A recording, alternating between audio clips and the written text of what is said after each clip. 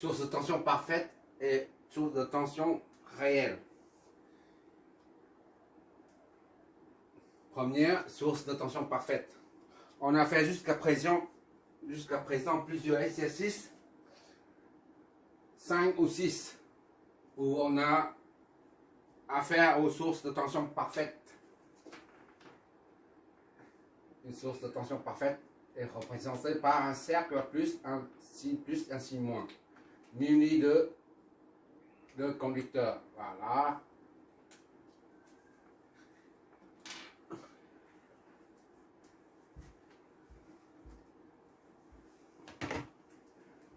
Ça, c'est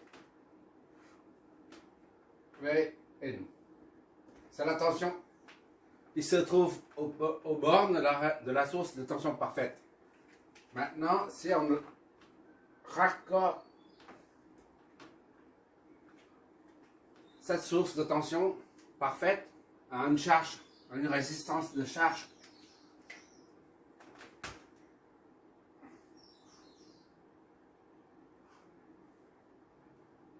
voilà.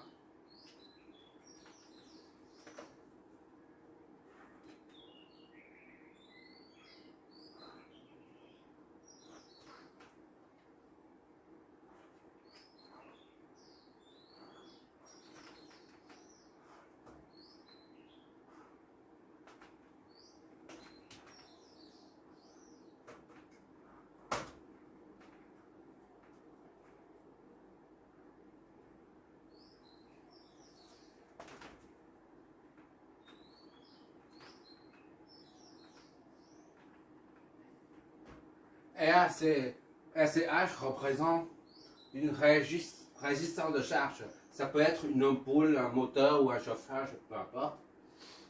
Le courant, la source va débiter un courant. Ça, c'est VN, la source de tension parfaite. Elle va débiter un courant I qui traverse le câble, qui circule dans le câble et arrive jusque là, descend et traverse la charge pour retourner au pôle négatif de la pile. Ici, c'est une source de tension. C'est la raison pour laquelle le sens du courant et le sens de la flèche de tension s'orientent dans le même sens. Ici, c'est un récepteur. La flèche de courant et la flèche de tension s'opposent. Ça, on appelle ça VA. VN pour la tension d'entrée et VA pour la tension de sortie. Les deux se situent aux bornes de deux points de connexion A et B. Donc, on a, d'après la loi, Vn s'oriente vers le haut. Donc, Vn est égal à le potentiel au point A moins le potentiel au point B. VA moins VB. D'accord? Jusque là, tout est classique. De même, on a Vout qui s'oriente vers le haut. Donc, Vout est égal au potentiel au A moins celui au point B. Vout est égal à VA moins VB également. Et par conséquent, on égalise les deux équations, ce qui donne Vout est égal à Vn. D'accord? C'est primo. Là, c'est une source de tension parfaite. Maintenant, on va voir ce que c'est une source de tension imparfaite, c'est-à-dire réelle.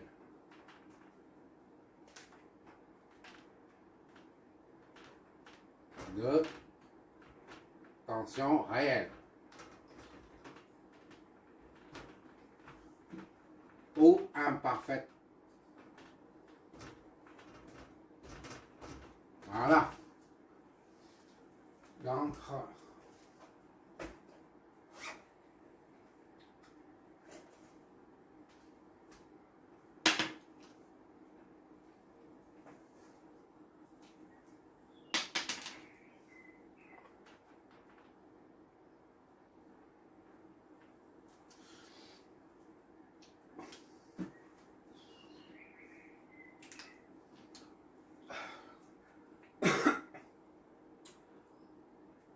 pour une source, je reprends ici la source de tension parfaite. D'accord? Ici, je reprends là.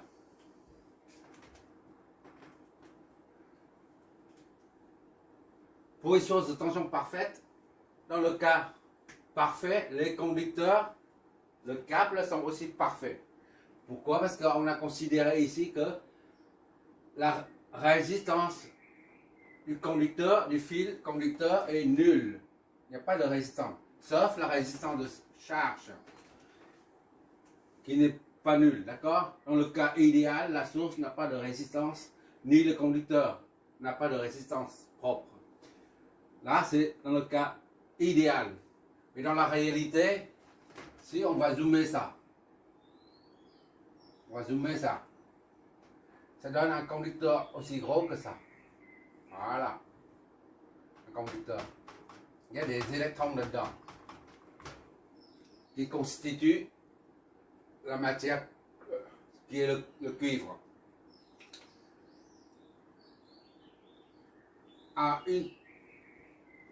Là, c'est le cas parfait.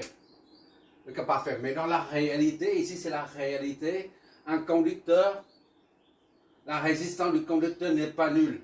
Sauf au cas où on descend à une température de moins 273 Kelvin à peu près. Moins 273 Kelvin. Ou 0 degré absolu. Absolu. À cette température-là, les électrons sont figés, ils ne bougent plus. Lorsque les électrons bougent, ça crée une certaine résistance. Mais lorsque on descend à cette température-là, 273 degrés Kelvin, c'est-à-dire à 0 degré absolu, les électrons s'arrêtent, ils ne bougent plus. Et par conséquent, il n'y a plus de résistance. Dans ce cas, à 0 degré absolu, la résistance du conducteur est nulle. D'accord? Mais dans la réalité, on est dans l'ambiance, avec l'air ambiance, on est à 20 degrés, 40 degrés. Comme maintenant, ici, maintenant, à présent, là, on est à 38 et quelques. En Asie, il fait très chaud et humide. Ou on peut aller jusqu'à 60, 100 ou 200, peu importe. Ou même à 0 degré, les électrons s'agitent. Et quand les électrons bougent, ça crée une résistance. D'accord? Ça, c'est le cas parfait. Ça, c'est le cas réel. Bon, maintenant, le cas parfait, on ne le trouve jamais. Dans la réalité, on voit une source comme ça, là, de tension.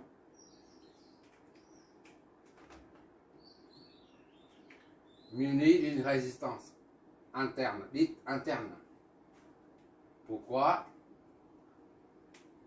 R interne. Vn.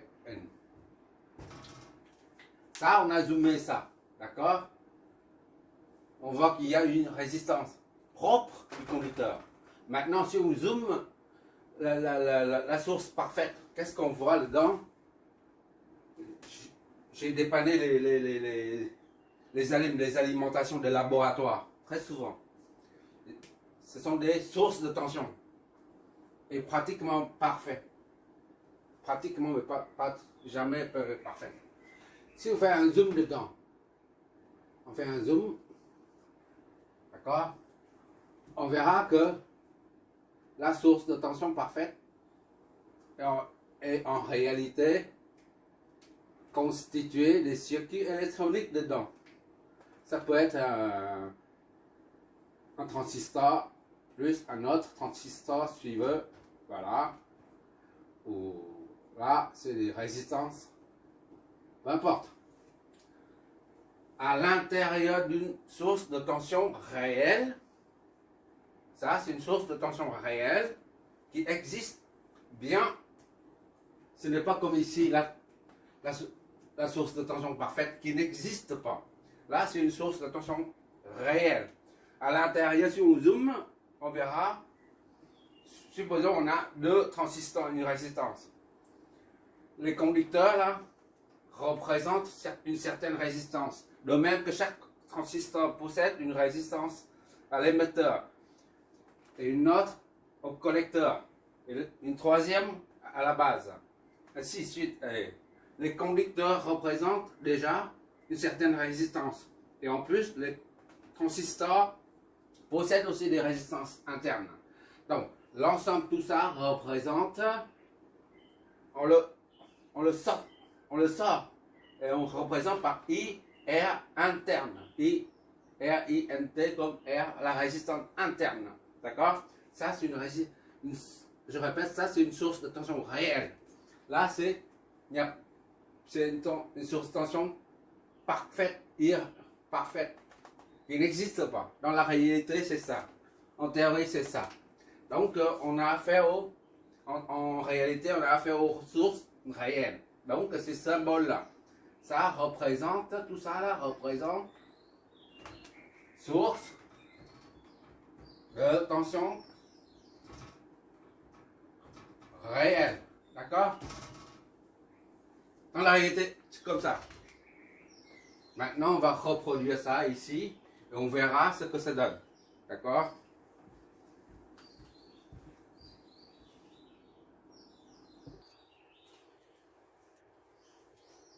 Voilà, j'ai pris le schéma de la source de tension réelle. Je l'ai remis ici. Voilà. Si tu as l'occasion de travailler pour un PME de maintenance électronique, tu auras certainement affaire aux appareils de laboratoire, ce genre.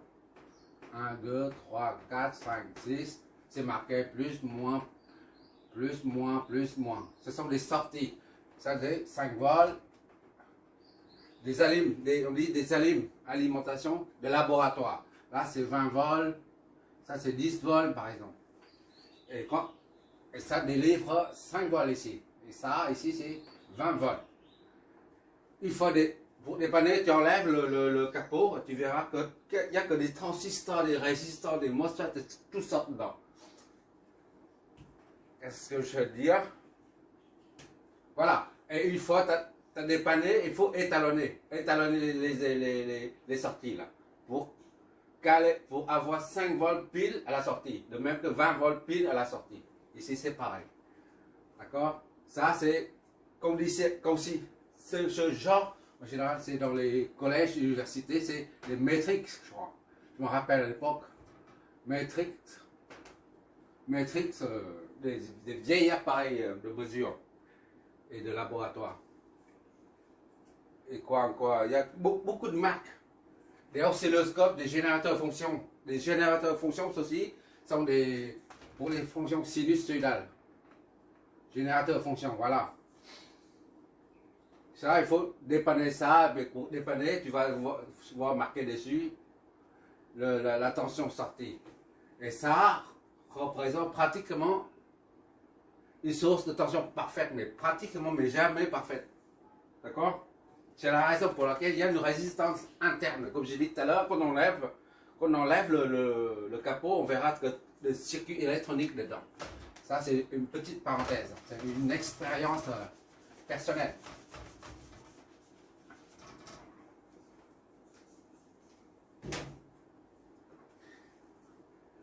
Après, ça, c'est VN. VN, c'est là.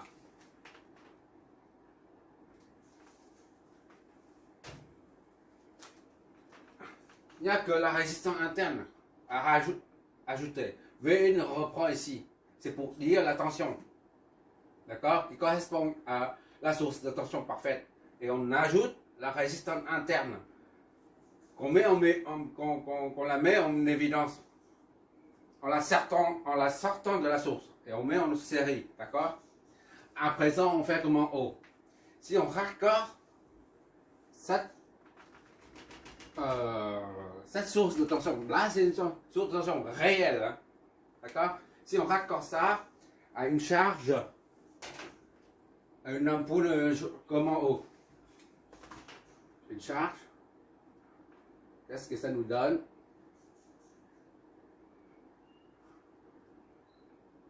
Voilà.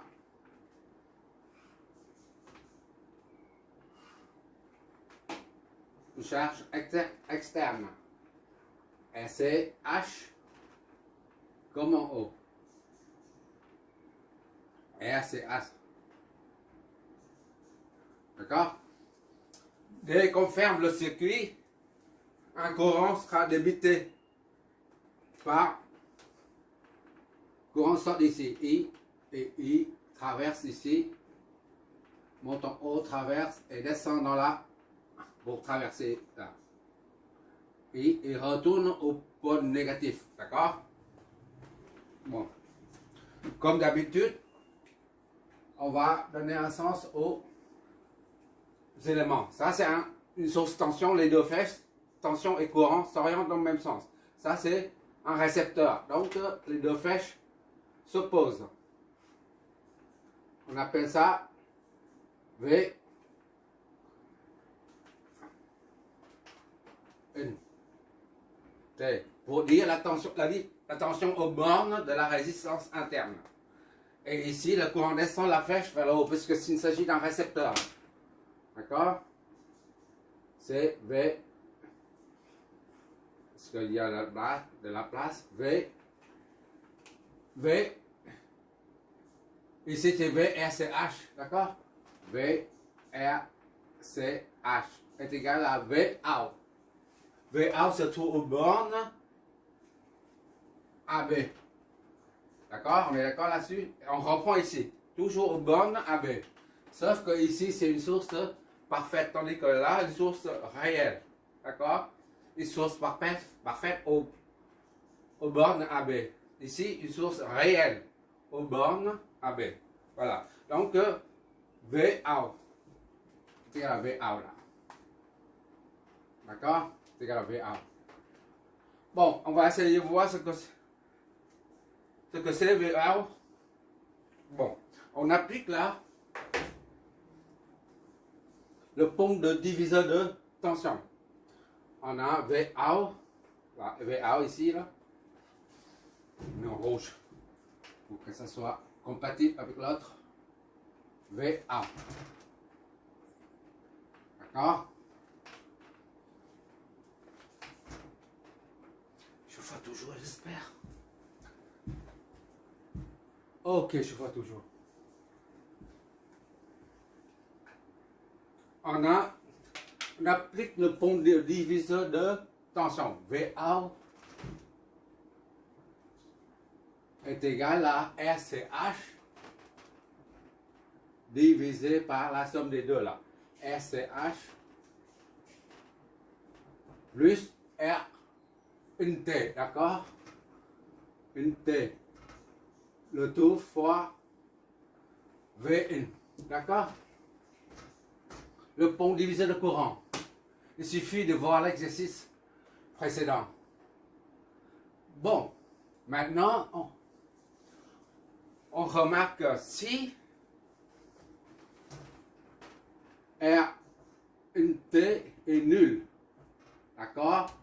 Alors, on a Vout est égal à RCH sur RCH plus 0 fois Vn. Soit Vout est égal à RCH sur RCH fois Vn. C'est-à-dire Vout est égal à 1 fois ça divisé par ça, ça donne 1. Vn. Vout est égal à Vn. C'est-à-dire quoi? Si la résistance interne est nulle, ici, comme ici, il n'y a pas de résistance interne, on retrouve la tension de sortie. À la sortie, on retrouve la tension d'entrée, Vn. D'accord? S'il n'y a pas de résistance interne, c'est-à-dire si la résistance interne de la source de tension est nulle. Si est nulle, ce cas correspond au cas parfait. D'accord? La tension, on retrouve la tension d'entrée à la sortie. V out est égal à V in. Par contre, si R in T différence de 0, alors V out est égal à ça. RCH sur RCH plus R in T fois V in. D'accord? Ok.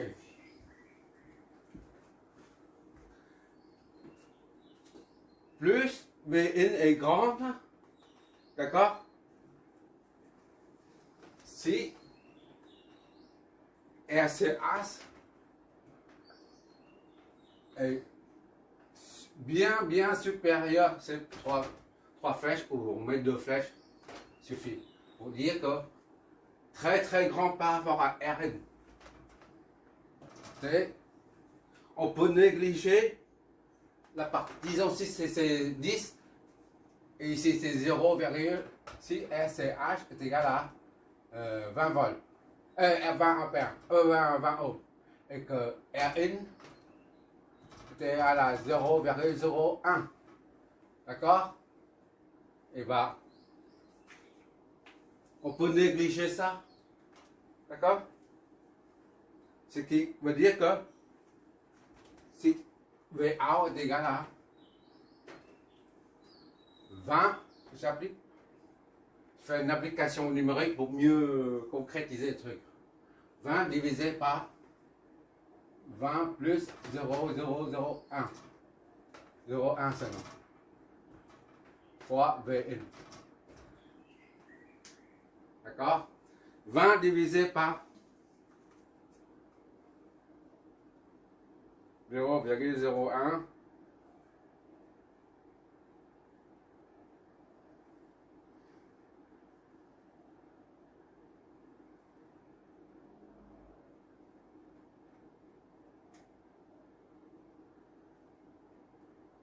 Ça fait pratiquement VN. D'accord?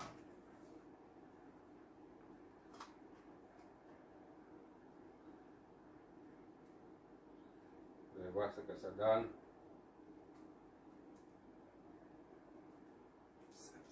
En fait, ça est égal à 0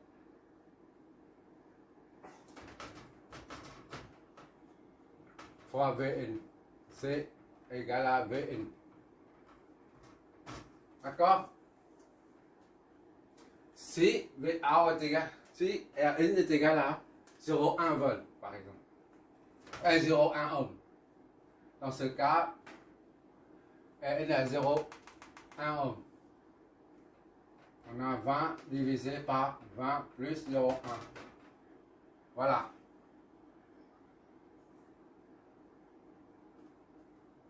Ça fait 0.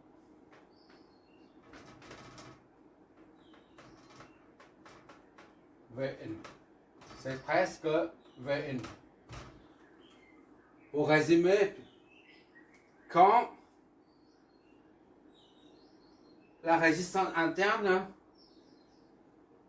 est très inférieure à la résistance de la charge, on retrouve la tension Vin à la sortie.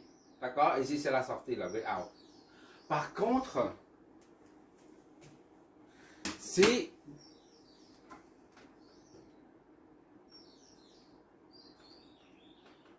Rn est grande, 1 ohm par exemple, oui, 1 ohm ou 2 ohms. Dans ce cas, on a Vout est égal à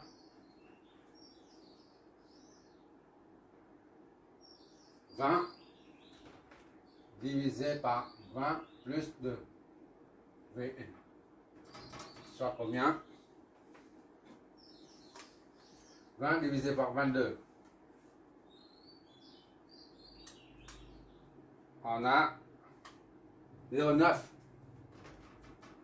Vn. Donc, c'est inférieur à Vn. Là. Ça, c'est bien inférieur à Vn. Plus la résistance interne est grande, plus il y a de chute de tension aux bornes de la résistance de sortie interne. D'accord? Je reprends. Si la résistance interne de la source de tension est grande, comme ici, par exemple, c'est 5 ohms par exemple. Si R1 est égal à 5 ohms, alors on a VA est égal à 20 divisé par 20 plus 5 fois V1 est égal à 20 divisé par 25. 0,8 V1 inférieur à 1 V1. D'accord? Comme ça, pour que ça soit clair.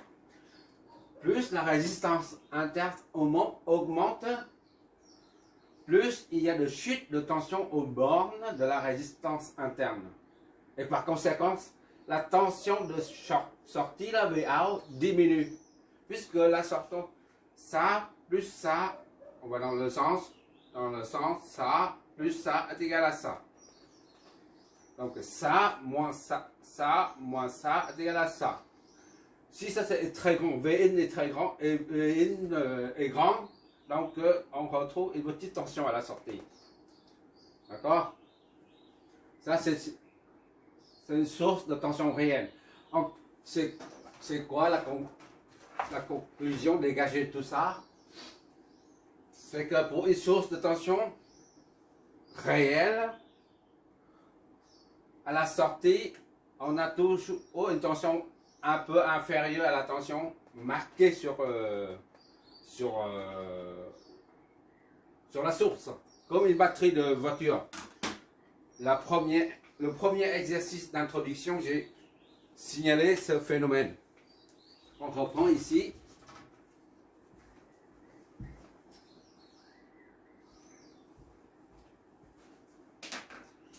La batterie de voiture, ça fait 12 volts. En charge, j'ai bien insisté là-dessus, en charge, 12 volts. Mais à vide, ça c'est en charge. Mais à vide, elle fait 13 ou 13,05 volts. D'accord? C'est-à-dire quoi? Ça signifie quoi? À vide, elle est comme ça. Là. Voilà, c'est une source réelle, d'accord? Ça, c'est 13 volts. 13,5 volts, d'accord? À vide, c'est-à-dire on n'a pas encore installé, raccordé à la charge. Mais une fois on met en charge, on raccorde la batterie de 13,5 volts à une charge. Et bien la tension chute. Ça là, ici à là, c'est la même chose que ici à là. D'accord? 13,5 volts. D'accord? Et ici, ou là, c'est la même chose. Parce qu'on n'a pas encore raccordé. Donc ce point est le même que ce point. D'accord? 13,5 volts. Ici, c'est la même chose que ici, c'est la même chose que là. Et une fois, on raccorde la batterie à une charge externe. Un courant qui circule. Dans ce cas-là, ça crée une chute de tension de 1,5 volts. Chute de tension de 1,5 volts aux bornes de RNT. D'accord? Aux bornes de RNT. D'accord? Et on retrouve à la sortie seulement 12 volts. Voilà. C'est là Maintenant, c'est l'occasion pour revenir, pour approfondir la notion d'une batterie à vide et en charge. Ça, c'est en charge. Ça, c'est à vide. Ah. À vide, il n'y a pas de charge, il n'y a pas de courant. D'accord? Donc, l'attention aux bornes de la batterie, ici et là, plus et moins. Plus et moins. Je vois toujours cette sphère. Oh là là là là. Ok, je vois toujours. Je vais prendre la batterie de voiture faire 13,5 volts à vide et 12 volts en charge. Mais chez Renault, Noroto, par exemple, s'il y a une panne de batterie en hiver, on vient acheter, on dit, ils vont nous livrer une batterie de 12 volts. 12 volts, on entend par là quand la batterie est en charge. C'est ici. Mais en fait, ils vendent une batterie à 13,5 volts ou 13 volts. Moi, je retiens 13,5 volts. 13,5 volts, c'est-à-dire aux bornes de AB. Ici, ce n'est pas encore raccordé à la charge. Ce point est le même que tous ces points-là. On va dire ensemble. 13 volts, c'est 13 volts ici. D'accord? Il faut 13,5 volts. Et quand on raccorde cette batterie-là, ces deux bornes A et B à une charge externe. Et bien, on relèvera, on mesurera au bord de AB une tension de 12 volts seulement. Parce que quand le courant, il faut le circuit est fermé, il faut le raccord est fait, un circuit circule. La batterie va débiter un courant. Et le fait que le courant traverse la résistance, et ben, ça crée une chute de tension. Chute de tension de 1,5 volts. D'accord? Aux bornes de la résistance interne. Ce qui fait qu'après 13,5 moins 1,5 volts de chute, il ne reste que 12 volts à la sortie. Voilà. Et à partir de là, on peut en déduire, si on connaît le courant, là, on peut déduire la valeur de la résistance interne de la batterie. Il suffit de faire la somme. D'accord? Mais ce n'est pas notre but.